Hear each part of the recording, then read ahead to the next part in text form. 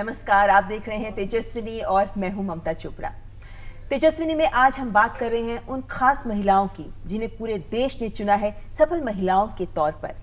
22 जनवरी वो तारीख जब देश में 2015 में शुरू हुआ बेटी बचाओ को 1 साल पूरा हो गया और इस 1 साल पर राष्ट्रपति प्रणब मुखर्जी ने देश की 100 सफल महिलाओं को राष्ट्रपति भवन में आमंत्रित किया। ये 100 सफल महिलाएं वो महिलाएं हैं जो हर आयु हर वर्ग से हैं और ये वो महिलाएं हैं जो समाज में जमीन पर काम कर रही हैं समाज को एक बेहतर जगह बनाने के लिए। ये वो महिलाएं हैं जिन्हें महिला और बाल विकास मंत्रालय की पहल पर देश की जनता ने चुना है। ऑनलाइन वोटिंग के जरिए और जूरी सिलेक्शन के जरिए इन 100 महिलाओं को नाम दिया गया सफल महिलाओं का और इन्हीं में से 2 महिलाएं आज हमारे साथ हैं और ये है हमारी तेजस्विनी। आइए आपकी मुलाकात करवाते हैं इनसे। हमारे साथ है रोशनी मुखर्जी। रोशनी जो एक युवा उद्यमी है और आप examfear.com चलाती हैं, बच्चों को मुफ्त शिक्षा देती हैं। बहुत बहुत स्वागत है आपका। Thank you so much. हमारे साथ है डॉक्टर लीला जोशी। डॉक्टर जोशी जो एक डॉक्टर है पेशे से, लेकिन अब रिटायरमेंट के बाद उन्होंने पिछले 15 साल से उन्होंने एक मुहिम शुरू की है जिसमें आदिवासी लड़कियों के साथ उनकी डिफिशिएंसी जो आयरन डिफिशिएंसी होती है उसे दूर करने के लिए और मैटरनल मोर्टेलिटी को कम करने की दिशा में काम करते हैं। बहुत बहुत स्वागत है डॉक्टर जोशी आपका भी। धन्यवाद, बहुत बहुत धन्यवाद।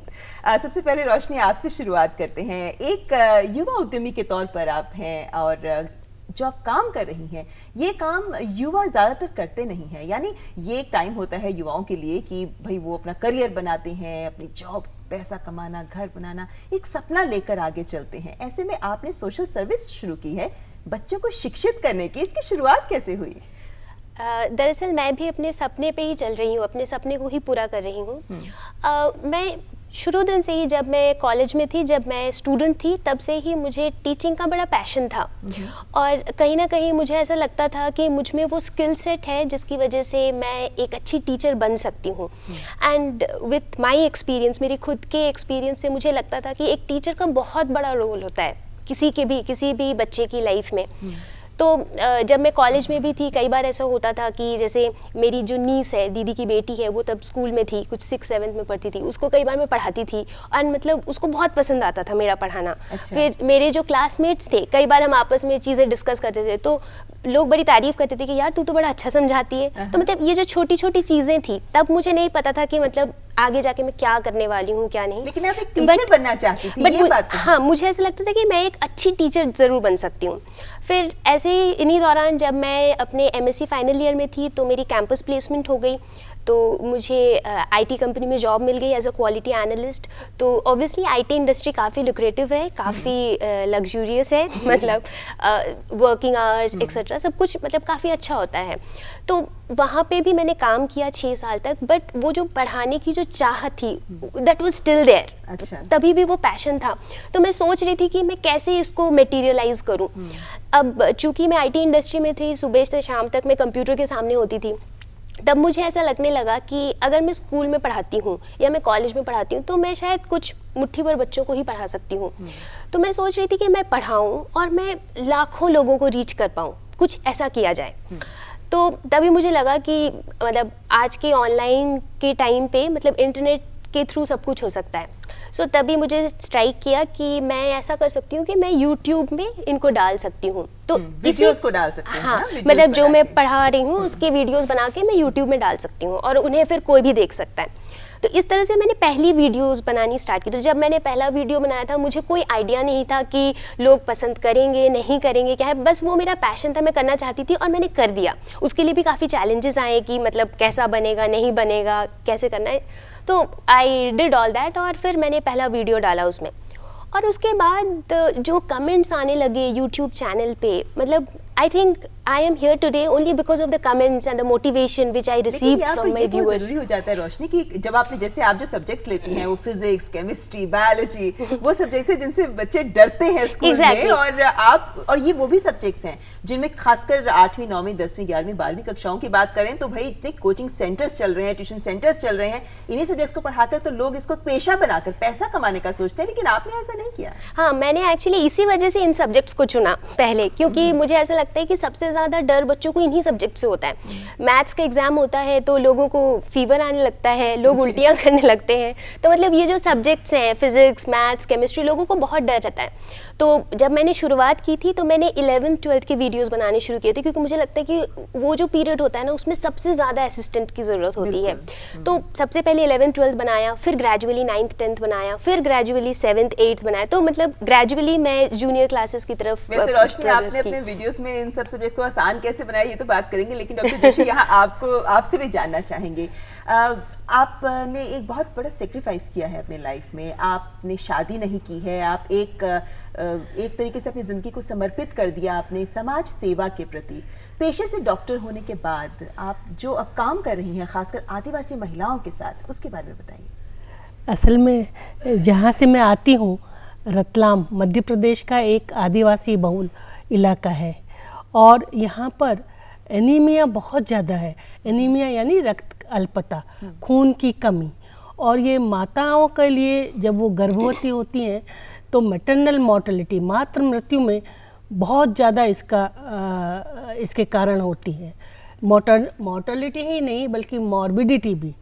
तो मैटरनल मॉर्टेलिटी और मॉर्बिडिटी, एनीमिया इसका बहुत इम्पॉर्टेंट कारण है। तो हमने ये सोचा कि एनीमिया को क्योर करो तो बहुत हद तक मैटरनल मॉर्टेलिटी में हम कवर अप कर सकते हैं। तो और ये मुझको प्रेरणा आई क्योंकि मैं खुद ही डॉक्टर हूँ और मेरी मैटरनल मॉर्टेलिटी के बारे में मैं कहना चाहूँगी कि मेरी मदर गांव में जब देखती थी कि किस तरह से preventable deaths during delivery, pregnancy के दौरान, due to lack of medical facilities वहाँ पर माताओं को मरते देखा, तो उनके मन में ऐसा आता था कि मैं नर्स बन जाऊं और इनके लिए कुछ करूं। वो गांव में रहती थी क्या? गांव में रहती थी, गांव में थी वो। शादी के बाद गांव में पहुंची थी और तब उन्होंने ये सब कुछ देखा। तो वो बचपने से ही माता से ये सुन के कि अकाल काल की ग्रास हो जाती हैं माताएं, और उस वक्त उनको ये भी लगा कि मैं नहीं बन सकी, नर्स नहीं बन सकी, तो मैं अपनी बेटी को डॉक्टर बनाऊंगी। तो ये चीज़ें बचपन से ही मन में था। फिर डॉक्टर बनी, डॉक्टर बन के गायनेकोलॉजिस्ट बन गई। यानी कहीं ना कहीं अपनी माँ के सपने को पूरा किया। सपने का पूरा हाँ, सपना ही पूरा किया। सबकॉन्शियस माइंड में वो मेरे बचपने से ही बैठा हुआ था। अच्छा, लेकिन आप जैसे सीएमडी रेलवे से आप रिटायर हुए हैं, चीफ मेडिकल डायरेक्टर के तौर पर, और रेलवे की आपकी पोस्टिंग वाली जॉब थी, आप जगह जगह घूमी होंगी, देश का कोई प्रदेश मेरे ख्याल से ऐसा नहीं रहा होगा जहां आप नहीं गई होंगी। तो आपने बहुत जमीन से गहराई से महसूस किया होगा कि क्या-क्या स्वास्थ्य संबंधी मुश्किलें होंगी अलग अलग जगहों की। बहुत ज़्यादा महसूस किया मैंने कि किस तरह से माताएं आती ही नहीं है चेकअप के लिए। अच्छा। हमारी खुद की घर में एक काम करने वाली थी, वो उस वक्त काम नहीं कर रही थी, हमारे पास नहीं आई 2-4-6 महीने। तो जब वो डिलीवरी के लिए आई हॉस्पिटल में, उसका 5 ग्राम हीमोग्लोबिन था। अच्छा, और जबकि सामान्यतः होना चाहिए 12 ग्राम होना चाहिए महिलाओं में। हाँ, विश्व स्वास्थ्य संगठन का ये है कि कम से कम 12 ग्राम % हीमोग्लोबिन होना ही चाहिए, इससे जो भी कम है वो एनीमिया है। तो फिर आप कैसे, जैसे आप आदिवासी लड़कियों के बीच आती हैं, आप गांव की महिलाओं के साथ, आप इवन शहरों में भी जो स्लम हैं उनमें जाकर आप काम करती हैं, तो क्या महिलाएं आपकी बात सुनती हैं? आपको लगता है कि कुछ बदलाव आ रहा है? हाँ, क्या मुश्किलें क्या आती हैं? नहीं, बदलाव आ रहा है। हम जब गांव में शिविर लगाते हैं, और इसके पहले भी हम रिटर्न में लेते हैं माताओं से, एक सॉर्ट ऑफ है माता पिता से कंसेंट फॉर्म, हम फॉर्म्स भरते हैं, उसमें एक कंसेंट फॉर्म है। हम माता पिता को खबर करते हैं कि आज हम आप इस स्कूल में शिविर लगाएंगे, आपका बच्चा यहाँ पढ़ रहा है, तो आपको अगर डॉक्टर से कुछ बात करने की है आप आइए। और तो कई वक्त तो माता पिता, दादा दादी भी आते हैं गांव में, और कभी वो नहीं आ सकते तो लिख कर भेजते हैं कि मेरे इस बच्चे को ये तकलीफ है, डॉक्टर साहब अच्छी तरह देख लेना। वैसे डॉक्टर जोशी, आपके लिए ये ज़रूर कहेंगे कि रिटायरमेंट के बाद 15 साल हो गए, मतलब अभी आप 77 ईयर्स की हैं, 77 साल की हैं, और इस उम्र में भी आप इतने जोश से इस काम में लगी हुई हैं। ऐसा कौन सा पल था आपकी जिंदगी में जो आपको लगता है जिसने आपको बदल दिया है, जिसने आपको रिटायरमेंट के बाद प्रेरित किया कि भाई इनके लिए कुछ किया जाए? मुझे ऐसा लगता है ये शुरू से ही था तो सही मेरे दिमाग में, और जो मैंने बताया कि मैं गुवाहाटी में पोस्टेड थी लास्ट में, मेरे रिटायरमेंट के कुछ टाइम पहले, तो मेरी मदर टेरेसा से वहाँ पर मुलाकात हुई। अच्छा। मदर टेरेसा ने मेरा हाथ अपने हाथ में लेके, मैं वो टच अभी तक नहीं भूल सकती। उन्होंने वो मुझे कहा, doctor you have to do something for this आदिवासियों की तरफ, they are very simple person, please do something for them. और संयोग से ऐसा हुआ कि उसी के तुरंत बाद मैं रिटायरमेंट के बाद रतलाम आ गई, और रतलाम ये आदिवासी पूरा एरिया है। तो शायद जो मेरे सबकॉन्शियस माइंड में था वो करने का मौका आ गया, उसके अवसर आ गए और मैं ये कर पाई। मैंने अपने ही जैसे कुछ लोगों को इकट्ठा किया और काम शुरू हो गया। और तभी आपको बोला जाता है मदर ऑफ रतलाम, यानी रतलाम की माँ, ये टाइटल दिया जाता है आपको। रोशनी, आपसे जानना चाहेंगे, जैसे हम बात कर रहे थे कि ऐसे डिफिकल्ट सब्जेक्ट्स के लिए आप वीडियोस बनाती हैं, उन वीडियोस को आप यूट्यूब पे डालते हैं, वहाँ से बच्चे मुफ्त में उनको देख के पढ़ सकते हैं। आपको हमें पता है ऐसा भी कुछ कॉम्प्लीमेंट्स आते हैं, बच्चे कहते हैं कि भाई 10 मिनट में आपने जो सिखाया हम समझ गए, जो हफ्तों तक टीचर समझाते रही हम समझ नहीं पाए। किस तरीके से आप क्या टेक्निक्स यूज़ करते हैं कि इतने मुश्किल सब्जेक्ट्स को आसानी से बच्चे समझ सकें? एक्चुअली मुझे ऐसा लगता है कि आज के टाइम पे अधिकतर बच्चे जो हैं वो एग्ज़ाम के डर से पढ़ते हैं। जिस दिन एग्ज़ाम है उसके 2 दिन पहले किसी तरह पढ़ लिए 2-4 क्वेश्चंस और चले गए। तो इस भागदौड़ में कहीं ना कहीं जो रियल लर्निंग है वो मिस हो जाती है, वो एक्चुअली नई चीज़ें नहीं सीख पाते हैं। तो जब भी मैं कोई भी चीज़ पढ़ाती हूँ, सबसे पहले मैं उनको ये बताती हूँ कि हम ये क्यों पढ़ रहे हैं। जैसे मान लीजिए अगर हम मैथ्स में प्रोबेबिलिटी पढ़ रहे तो उनको पता होना चाहिए कि प्रोबेबिलिटी कहाँ यूज़ होती है। शायद जब हम ताश खेलते हैं वहाँ प्रोबेबिलिटी यूज़ होती है।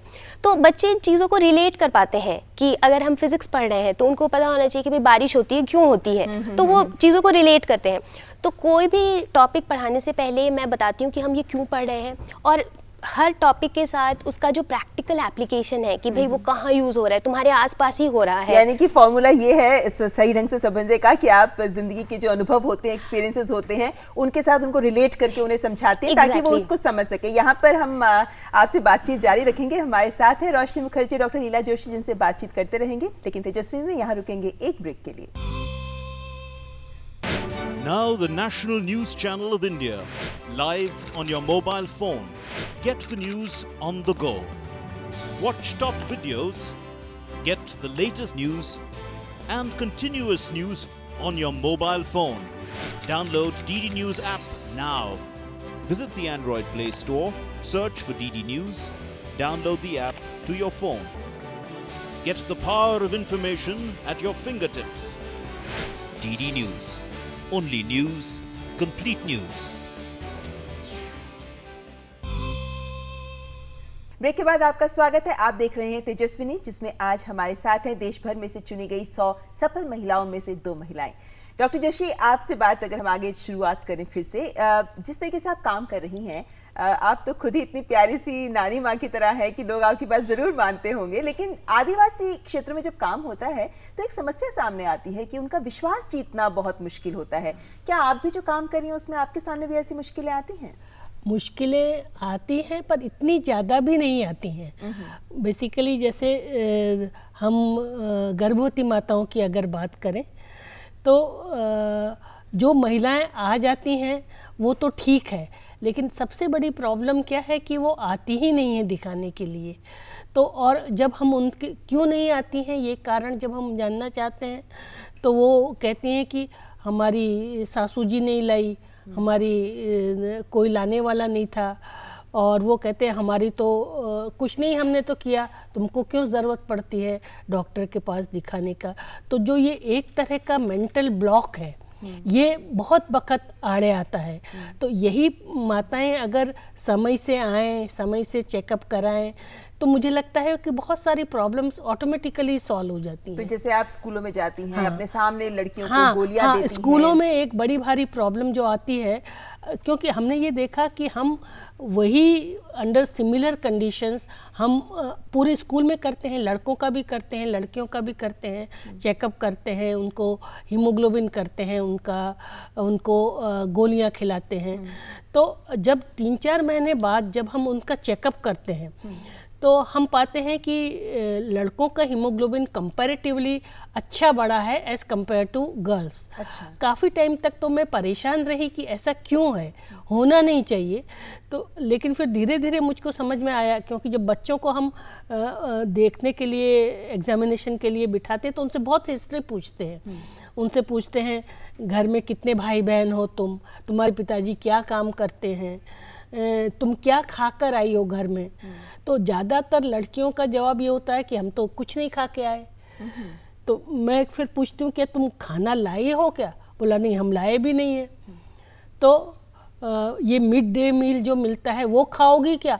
कई वक्त बच्चे बोलते हैं हम यहाँ खाना ही, लड़कियाँ खासकर बोलती हैं कि हम खाना नहीं खाते, आदिवासी लड़कियाँ, आदिवासी लड़कियाँ हम यहाँ का खाना नहीं खाते हैं।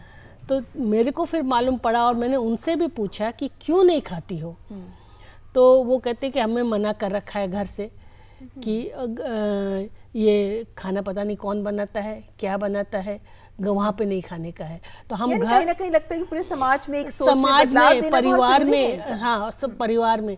और लड़कियों का जैसे मैं बता रही हूँ, हम एल्बेंडाजोल की गोली खिलाते हैं तो वो क्या करती हैं, मुंह में तो हम तो जबरदस्ती मुंह में रखते हैं, पानी देते हैं ऊपर से कि जिससे निगल जाए, पर वो समहाउ और अदर वो साइड में रख लेती है और दूर जाके फेंक देती है।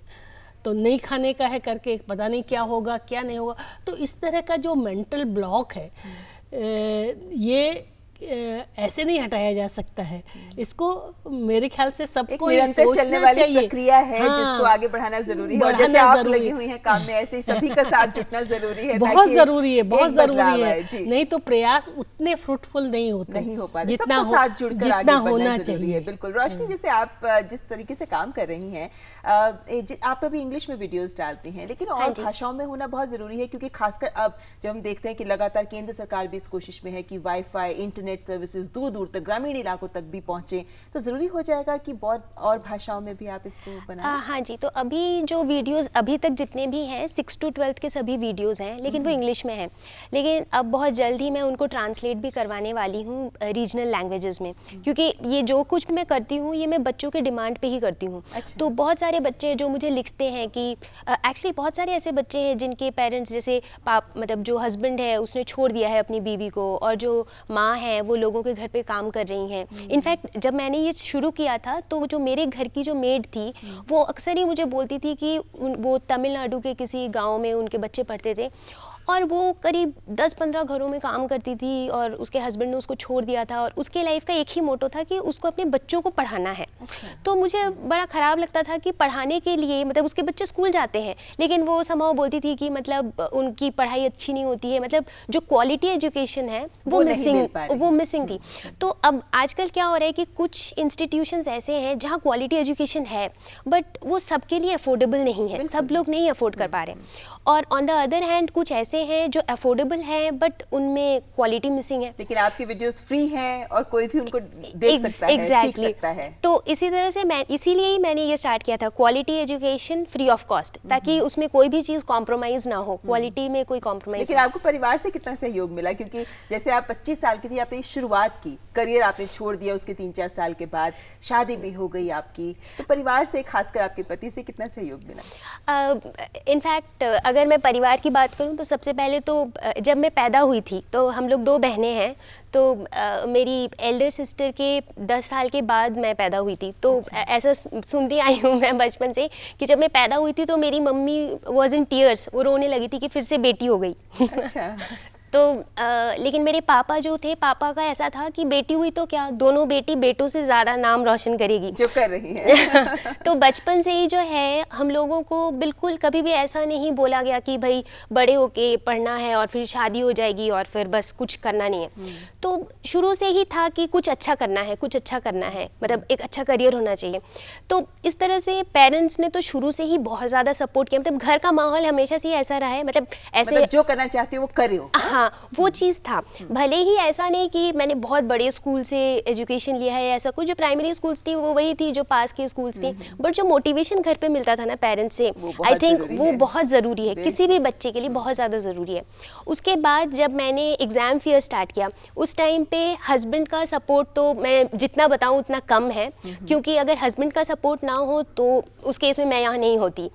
तो हस्बैंड ने सिर्फ मॉरल सपोर्ट ही नहीं, जब मैंने शुरू किया तो हस्बैंड ने मेरे साथ लग के कई काम किए मेरा काम में हेल्प करने के लिए, क्योंकि शुरू किया तो सिर्फ आइडियाज़ थे कि मुझे एजुकेशन में कुछ करना है, कुछ चेंज लाना है, ये सोच थी मेरी, बट उस सोच को रियलिटी में बदलने के लिए बहुत सारी स्ट्रगल्स आती हैं। तो इनिशियल टाइम में हस्बैंड ने मेरे साथ लग के काम करवाया, बहुत हेल्प किया, मतलब वो तो बहुत ज़्यादा ही सपोर्ट। शिकायत नहीं करते कि अरे आपने नौकरी छोड़ दी और ये मुफ्त में शिक्षा बांट रहे हो? हाँ, उसके बाद जब मैंने जॉब छोड़ने का डिसीजन लिया कि अब जॉब छोड़ना है, तो हस्बैंड की तरफ से ऐसा था कि तुम करो, अच्छा, मैं हूँ।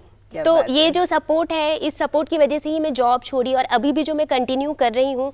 कई बार ऐसे होते हैं कि मैं लेट नाइट काम कर रही हूँ, मतलब ऑफ नहीं, मतलब हस्बैंड की छुट्टी है बट मैं काम कर रही हूँ, तो आज तक कभी भी उनसे कभी कोई शिकायत नहीं आती है। इनफैक्ट अगर दूसरे लोग शिकायत करते हैं मेरे काम को लेके, तो सबसे पहले हस्बैंड ही डिफेंड करते हैं। यानी हम ये मान सकते हैं कि भाई बेटियां देखो हमारी कितना कुछ कर सकती हैं, लेकिन हाँ परिवार का सपोर्ट हो, सहयोग हो तो बहुत कुछ किया जा सकता है। डॉक्टर, ये भी बात इंपॉर्टेंट हो जाती है कि जैसे आप बेटियों को बचाने की कोशिश कर रही हैं, मातृ मृत्यु दर कम हो, माओं को बचाने की कोशिश कर रही हैं, लेकिन इस उम्र में आप इतनी भाग दौड़ कर रही हैं, इतना टूर करती हैं, आप गाँवों में जाती हैं, यहाँ वहाँ जाती हैं, ये हिम्मत कहाँ से आती है? हिम्मत का तो नहीं मालूम मुझको, पर मुझे इतना ज़रूर मालूम है कि जब मैं ये करती हूँ तो ही फिट रहती हूँ। अच्छा। हाँ, कब मेरी बहन है, सिस्टर्स हैं, 2 सिस्टर्स मेरे साथ, वो मुझे कभी कभी ज़बरदस्ती रोक लेती हैं और फिर मैं ज़रूर कुछ न कुछ सिकनेस हो जाती है, मुझे मेरे बहुत लंबा गैप हो जाता है। तो मुझे लगता है कि ये जो काम है, काम के करते रहना और उसको कैसे आगे बढ़ाना और कैसे कुछ और करना, ये शायद जो विचार है और फिर उसको जो हम इम्प्लीमेंट करते हैं, शायद यही शक्ति है मुझे लगता है। जब भी मैं बैठ जाती हूँ, कम करने लगती हूँ, तो मुझे लगता है कि मैं सही नहीं है, मतलब सही नहीं है, ये सब कुछ सही नहीं है, ऐसा लगता है। लेकिन आपने जैसे जब आप डॉक्टर बनी थी, आपने बताया कि आपकी माँ भी गांव में रहती थी, उस समय आप डॉक्टर बनी है, 60s की बात है, जिस वक्त पहले तो बेटियों के पढ़ने पर ही बहुत बड़ा सवाल होता था, ऊपर से डॉक्टर बनना तो बहुत बड़ी अचीवमेंट होती है। इसमें मैं टोटल इसका कारण मेरी माँ है।